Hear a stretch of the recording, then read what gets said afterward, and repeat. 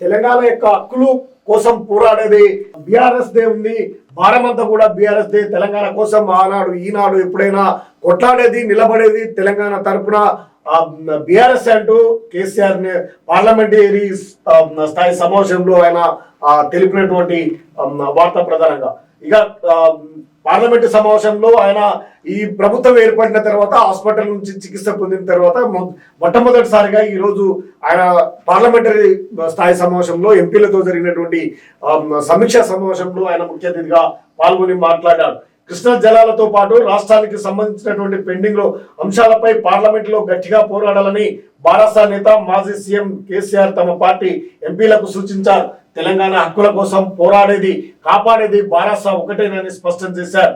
రాబోయే పార్లమెంటు సమావేశాల్లో పార్టీ ఎంపీలు తెలంగాణ హక్కుల సాధన కోసం గలం విప్పాలని దిశానిర్దేశం చేశారు. కేసీఆర్ అధ్యక్షతన బారాసా పార్లమెంటరీ పార్టీ సమావేశం శుక్రవారం సిద్దిపేట జిల్లా ఎర్రబెల్లిలో ఆయన నివాసంలో జరిగింది. దాదాపు 3 గంటల పాటు సాగిన భేటీలో పార్లమెంటు ఉభయ సభలో పలు అంశాలపై అనుసరించాల్సినటువంటి వ్యూహాన్ని ఆయన స్పష్టంగా పేర్కొన్నారట.